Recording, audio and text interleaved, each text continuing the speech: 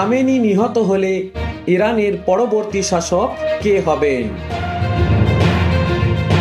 ইরানের সর্বোচ্চ ধর্মীয় নেতা আয়াতুল্লাহ আলী খামেনির অবস্থান জানেন ডোনাল্ড ট্রাম্প, তবে তাকে এখনই মারবেন না। গতকাল মঙ্গলবার ট্রুথ সোশ্যালে এক বার্তায় তিনি এই দাবি করেন। এরপর তিনি ইরানকে নিঃশর্ত আত্মসমর্পণ করতেও বলেছেন। এরপর থেকেই ৮৬ বছর বয়সী খামেনির মৃত্যু নিয়ে আলোচনার সূত্রপাত হয়েছে। সাম্প্রতিক ইসরায়েলি বিমান হামলায় খামেনি তার বেশ কয়েকজন ঘনিষ্ঠ সামরিক ও গোয়েন্দা উপদেষ্টাকে হারিয়েছেন।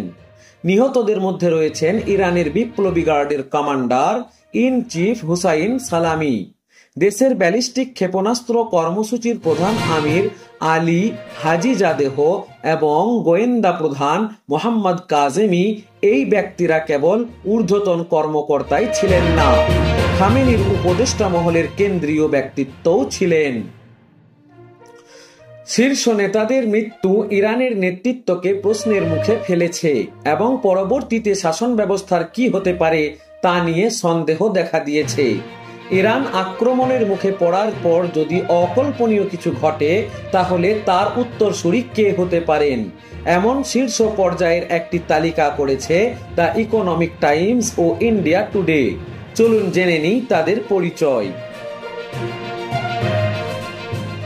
মুজতবা খামেনি, ইনি হলেন সর্বোচ্চ নেতা আয়াতুল্লাহ আলী খামেনির ৫৫ বছর বয়সী ছেলে মুজতবা, একজন মধ্যম স্তরের ধর্মযাজক। তিনি মূলত জনসাধারণের দৃষ্টির বাইরে থেকেই কাজ করেন। নিরাপত্তা ও রাজনৈতিক বিষয় সমন্বয়ের ক্ষেত্রে তিনি পর্দার অন্তরালে গুরুত্বপূর্ণ ভূমিকা পালন করেন বলে মনে করা হয় এবং বিশেষ করে তিনি বিপ্লবী গার্ডের ঘনিষ্ঠ। অনেক পর্যবেক্ষক বিশ্বাস করেন যে খামেনি নীরবে তাকে উত্তরাধিকারের জন্য প্রস্তুত করছেন, তবে ক্ষমতার একটি বংশীয় হস্তান্তর ইরানের মতো রক্ষণশীল প্রতিষ্ঠানের মধ্যে প্রতিরোধের সম্মুখীন হতে পারে। আলী রেজা আরাফি, আলী রেজা আরাফি খামেনির একজন অত্যন্ত বিশ্বাসযোগ্য সহযোগী।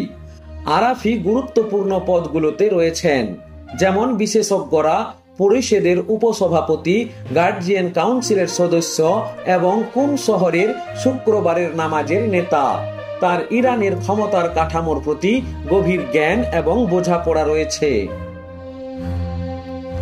আলী আসগর হেজাজি, সর্বোচ্চ নেতার কার্যালয়ে রাজনৈতিক নিরাপত্তা বিষয়ক উপপরিচালক হিসেবে পরিচিত হেজাজির পর্দার আড়ালে বিশাল প্রভাব রয়েছে।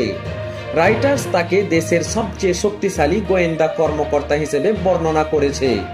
তিনি নিরাপত্তা কর্ম সরাসরি তত্ত্বাবধান করে থাকেন। গার্ড ও ধর্মীয় এলিট উভয়ের সঙ্গেই তার ঘনিষ্ঠ সম্পর্ক রয়েছে। তিনি একজন ধর্মীয় নেতা নন, তবে খামেনির সঙ্গে তার সান্নিধ্য তাকে যথেষ্ট গুরুত্বপূর্ণ করে তুলেছে। মুহাম্মদ গোলপায়গানি, মোহাম্মদ গোলপায়গানি খামেনির অফিসের দীর্ঘদিনের প্রধান কর্মী এবং তার সবচেয়ে বিশ্বস্ত সহযোগী একজন। তিনি অনুগত এবং গোপনে থাকার জন্য পরিচিত। জনসাধারণের কাছে সুপরিচিত না হলেও সিস্টেম কিভাবে কাজ করে সেই সম্পর্কে তার গভীর জ্ঞান এবং পর্দার আড়ালে তার কেন্দ্রীয় ভূমিকা তাকে পরবর্তী নেতা নির্বাচনের ক্ষেত্রে সম্ভাব্য প্রার্থী বা মূল খেলোয়াড় করে তুলেছে। আলী আকবর বেলায়েতি, আলী আকবর বেলায়েতি একজন সাবেক পররাষ্ট্রমন্ত্রী এবং খামেনির পররাষ্ট্র বিষয়ক প্রবীণ উপদেষ্টা। ধর্মীয় জ্ঞানের সঙ্গে বছরের পর বছর ধরে সরকারি অভিজ্ঞতার সংমিশ্রণ তাকে পুষ্ট করেছে। তিনি এক্সপিডিয়েন্সি কাউন্সিলে বসেন এবং ইরানের আঞ্চলিক জোটগুলোকে দৃঢ়ভাবে সমর্থন করেন। যদিও তিনি বিশ্বস্ত এবং শ্রদ্ধার পাত্র, তবে তার বার্ধক্য এবং দুর্বল স্বাস্থ্য তার বিরুদ্ধে যেতে পারে। কামাল খারাজি, সাবেক পররাষ্ট্রমন্ত্রী কামাল খারাজি এখন ইরানের বৈদেশিক সম্পর্ক বিষয়ক কৌশলগত কাউন্সিলের নেতৃত্ব দিচ্ছেন। তিনি কট্টরপন্থীদের তুলনায় বেশি মধ্যমপন্থী বলে মনে হলেও সর্বদা শাসক গোষ্ঠীর সীমার মধ্যে থেকেছেন। ইংরেজিতে সাবলীল এবং জাতিসংঘে অভিজ্ঞ খারাজি পারমাণবিক চুক্তির পর ইরানের কূটনীতি গঠনে সহায়তা করেছিলেন। সরকারের কেউ কেউ তাকে একজন দক্ষ প্রযুক্তিবিদ হিসেবে দেখেন। আলী লারিজানি ইরানের পার্লামেন্টের সাবেক স্পিকার এবং রাষ্ট্রীয় সম্প্রচারণ মাধ্যমের সাবেক প্রধান। আলী লারিজানি কোমের এক সুপরিচিত ধর্মীয় পরিবারের সন্তান। বাস্তবমুখী দৃষ্টিভঙ্গির অধিকারী একজন রক্ষণশীল ব্যক্তিত্ব হিসেবে তিনি খামেনি এবং নিরাপত্তা বাহিনীর ঘনিষ্ঠ, তবে কিছুটা স্বাধীনচেতা হিসেবেও দেখা হয় তাকে।